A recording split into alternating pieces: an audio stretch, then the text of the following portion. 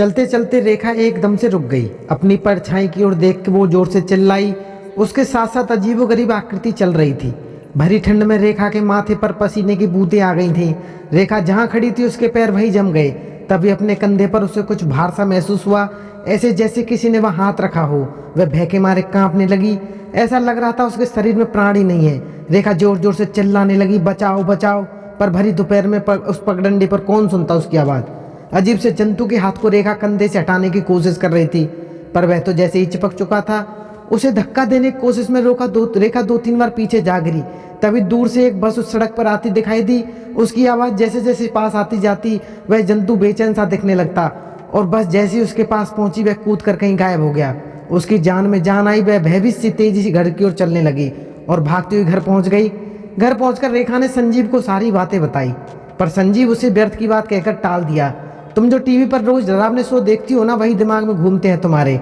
देर रात तक रेखा बहुत डरी हुई थी, पर संजीव ने उसे समझाते हुए कहा, यह सब तुम्हारे मन का वहम है, ज्यादा मत सोचो। शांति से सो जाने के लिए बोला। आधी रात के समय होने वाली खड़खड़ाहट से रेखा की नींद खुल गई। उसने देखा एक औरत कमरे में बैठी है, उसके सिर पर 2 सींग थे। रेखा जोर जोर से चीखने लगी। उसने संजीव को उठाया और औरत की ओर इशारा करने लगी। संजीव देख रहा था, कमरे में तो कोई नहीं था। रेखा डरी हुई थी। वह औरत कमरे में कुछ देर टहलती रही, फिर एकदम से रेखा को दिखनी बंद हो गई। रेखा की नींद अब उड़ चुकी थी।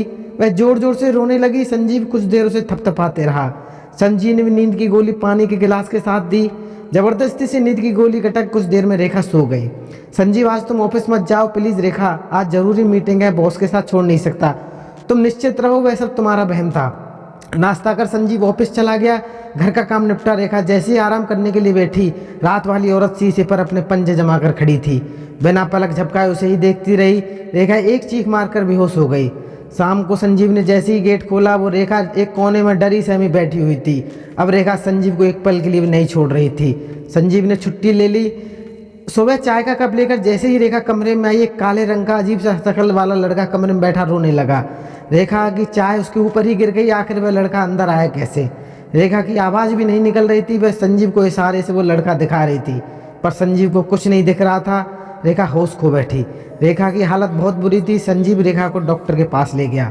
डॉक्टर ने उसे चेकअप करते हुए उसको दवाई दी और बोला कि तनाव दूर करने में सहायता करेगी।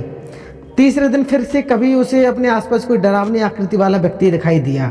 कभी ऐसा लगता कि कोई उससे कुछ मांग रहा है। उसकी सांसें उखड़ने लगती। वह जोर जोर से चिल्लाने लगती, कहीं भी जाकर छिप जाती। उसे अक्सर कहीं आवाज़ सुनाई देती, कहीं चेहरे दिखाई देते थे। अब उसे नियमित दवाइयों की आवश्यकता हो गई थी, पर वह दवा भी समय से नहीं लेती थी। जब संजीव दवा देने की कोशिश करता तो वह उस पर गुस्सा करती थी, खुद को नुकसान पहुंचाती थी। डॉक्टर की सलाह पर रेखा को मानसिक रोगियों के अस्पताल में दिखाया गया। तब डॉक्टर ने पूछा, क्या कोई हादसा हुआ है? संजीव क्या कहता, वह हादसा क्या था? यह तो वह खुद ही जानता था। रेखा के साथ जो भी हो रहा है, उसे रेखा ने अपना दिमागी संतुलन खो दिया। डॉक्टर के कहने पर रेखा को मानसिक अस्पताल में भर्ती करा दिया। रेखा को वहां छोड़ते हुए संजीव दुखी था। उसकी जो जन्मांतर की साथी अलग हो रही थी। रेखा भी फटी फटी आंखों से इधर उधर देखती हुई नर के साथ आगे बढ़ गई।